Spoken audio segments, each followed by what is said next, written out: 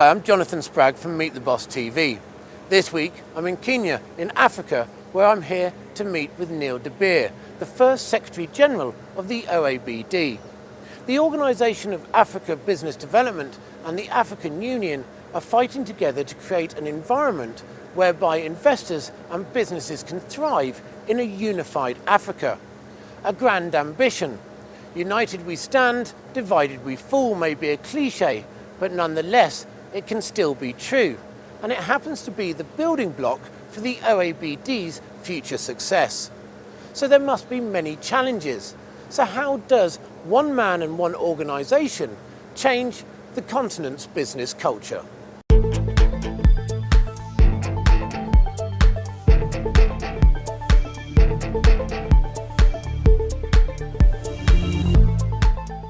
In 1994, Neil founded the first ever rugby university in South Africa. He also managed the Springboks under-21s. He came into the mining industry in the year 2000 and is now on the board of several companies. In just a moment, Neil and I will be discussing the 4 pillars of the OABD and why he believes that his initiative is going to succeed where so many others have failed. But first, what does the OABD plan to do? I think first and foremostly we need to understand the concept of unity. There's a good phrase in Latin that says ex unitatem vires, which means unity is strength. So if it came from the Latin proverb, it has probably been around since time. Africa's time to unify is here. Although we've had initiatives where we took the Organisation for African Unity and we've now made it the African Union in 2002. We've struggled with the concept of getting the new age brand Africa out there.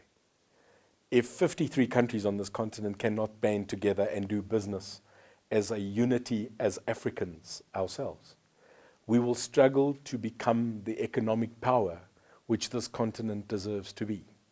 The OABD, being a business development organization for business, has decided to take that concept further and to really bring out the message that it is time to unify African business so that we can actually take that to the globe. So that's what it plans to do. So are there anything specific that it plans to do? Are there the core values or core targets that you're looking to achieve? I think as a businessman, which I deem myself to be, one of the greatest things I was taught being a leader or being a person that wishes to lead was that a good leader listens. A good leader doesn't just speak and form own opinion.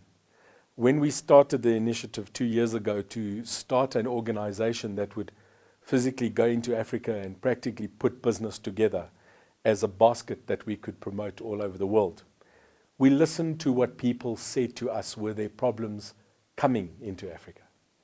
We looked at it and most of it made sense. The OABD has a functional approach that we have a 5-year plan. I said to many of my colleagues, I think that most of it, when it becomes reality, I will not be alive. Maybe my son's son will get the benefit from the initiatives we are starting.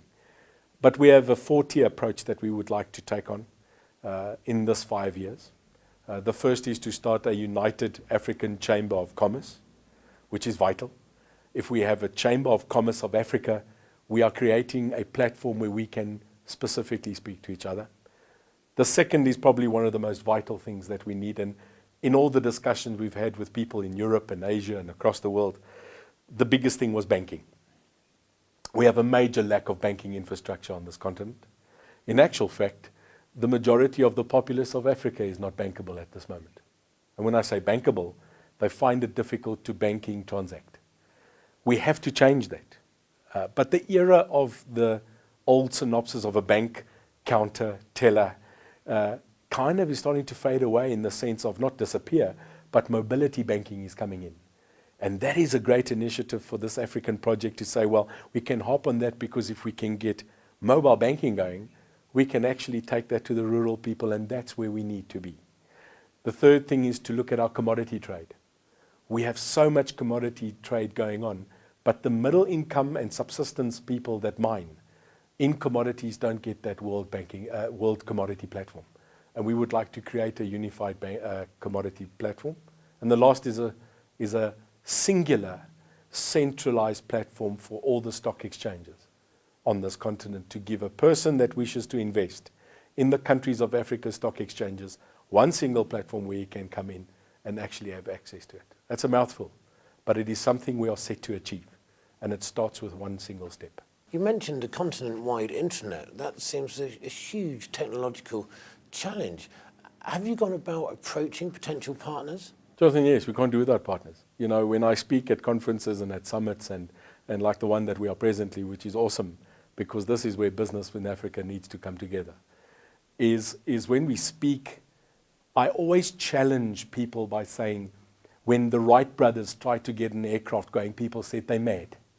This is impossible. Today we fly. People said to Alexander Graham Bell, what are you doing? Today mobility exists and we speak across worlds. We cannot approach things with a sense of it is impossible. They say the cradle of mankind, Jonathan, is Africa. This is where humanity started. If this is where it started, then we have a major obligation to actually be leaders within the world. Potentially something you need to create.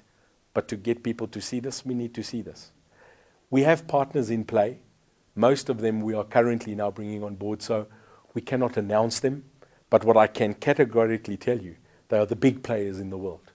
And it is funny and weird in a sense that once we've discussed New Age Brand Africa, the lights just go on. I've not reached one company globally that we've formulated a partnership or talking about a partnership that said, we don't believe in what you're doing.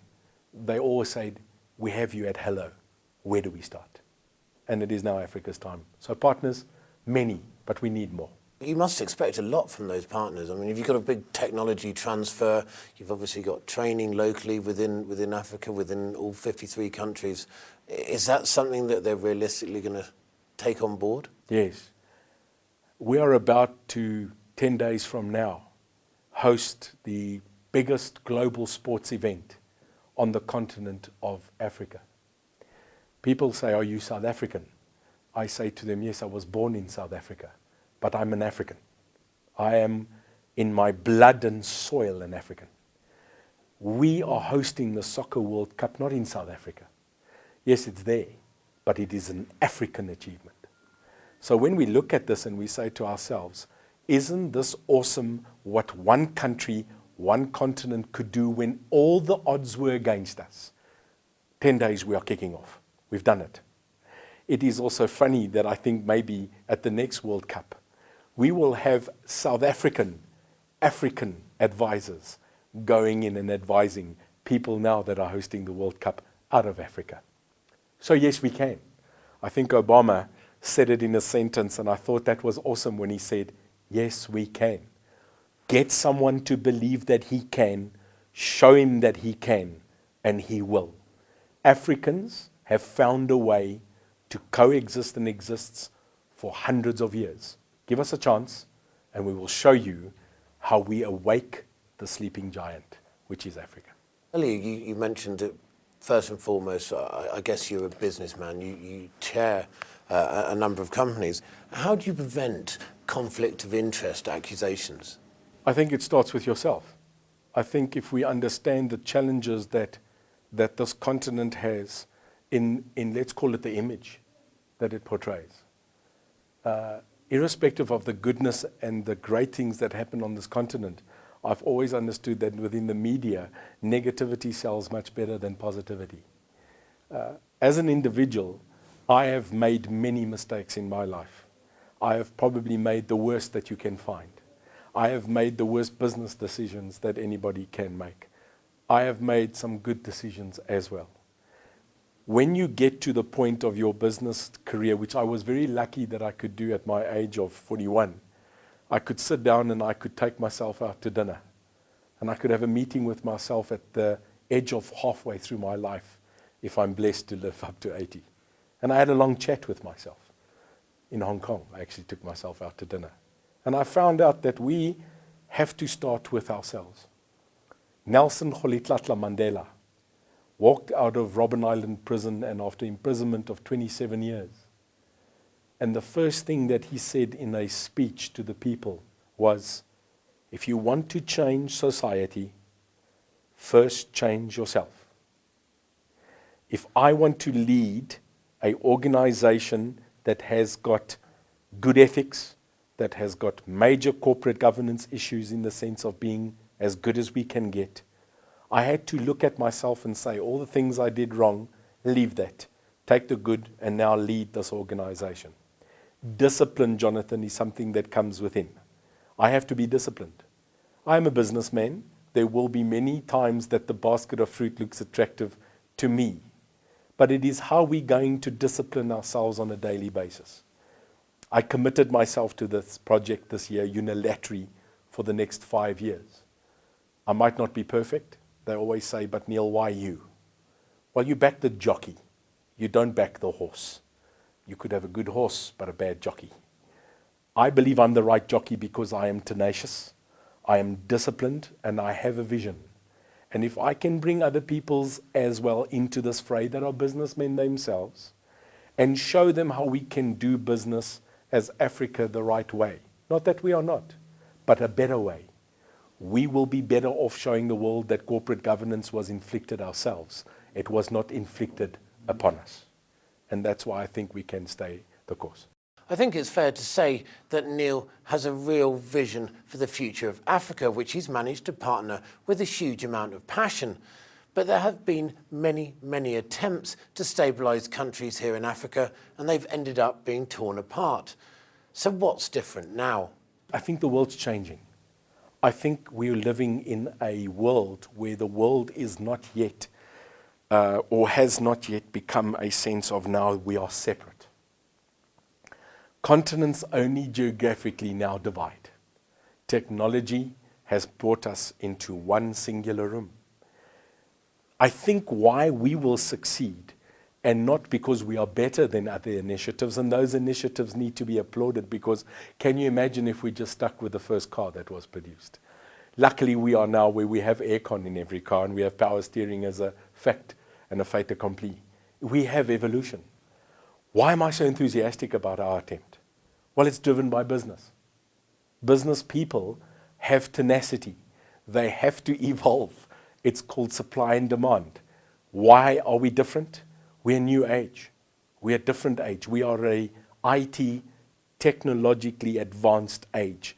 I think that, and that is going to be our greatest pillar of strength to make this thing successful.